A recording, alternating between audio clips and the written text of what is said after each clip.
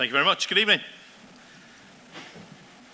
I was a primary school head teacher for about 17 years. Normally you respond, "Good evening, Mr. Coleman," but we'll leave it at that. You can only imagine the irony of a topic with the title that you read in there, which is actually about simplicity. And really that's what I want to talk about, is how sometimes those very unique moments in life can take you into some very new spheres and teach you some very important life skills. This is a photograph I took nearly 26 years ago, and it was taken in Romania. And at the time, I'd just left university, and I decided that it was time to change the world. And I spent some time there in an orphanage. And if you're aware of it, you'll know that nearly 170,000 children were placed in those circumstances.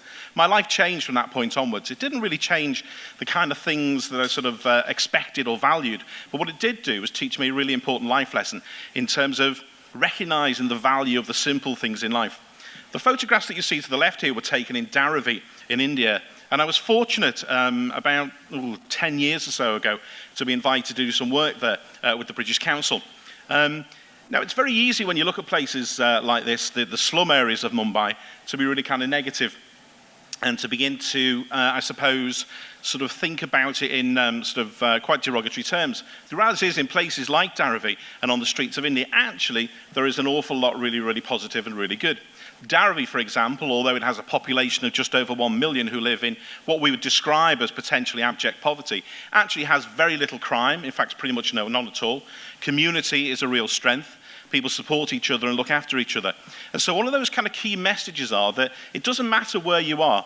The most adverse of situations, the most adverse and challenging of circumstances can teach you very, very, very important things.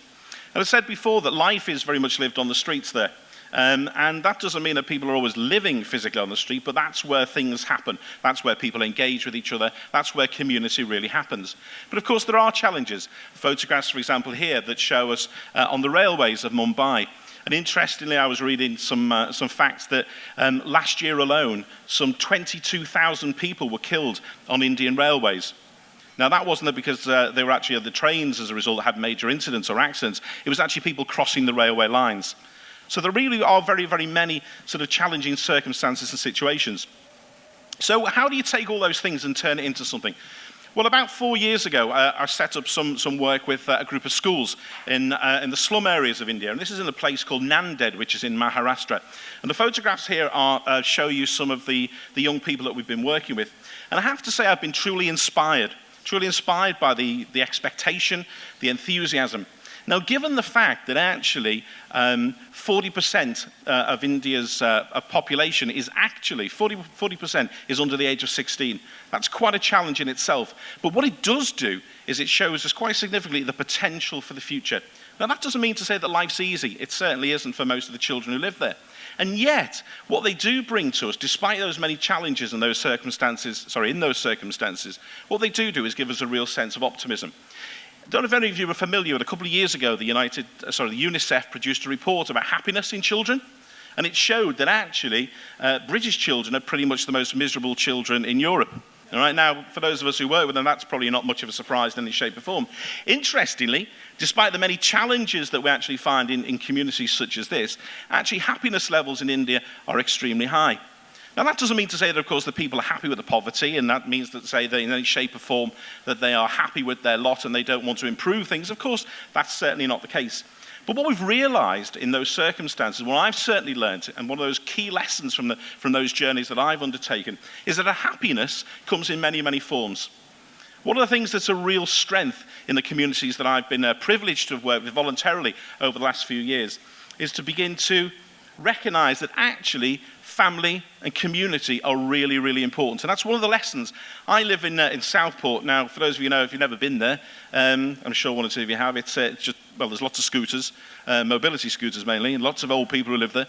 And having said that, I rarely speak to the people who live either side of me. All right, that's just because of the kind of nature of the way things are. And yet one of the lessons that I've learned from this community, and having worked in those circumstances, is that community is a really, really key and important thing. It's actually what makes people the kind of, or it creates the society that you would probably want to live in. A community that's supportive, a community that's caring. These images here were also taken from the temple that exists in Nanded in Maharashtra. And every single day, they feed 20,000 people free of charge. 20,000 people who can just turn up. It doesn't matter where you're from, what your faith is or what your religion is, they'll serve you and they'll support you. So sometimes, when we look at these circumstances and actually begin to explore the journeys that we've been undertaken, those key messages are about sometimes the simple things in life are often the most effective and the ones that we learn the greatest lessons from. Thank you.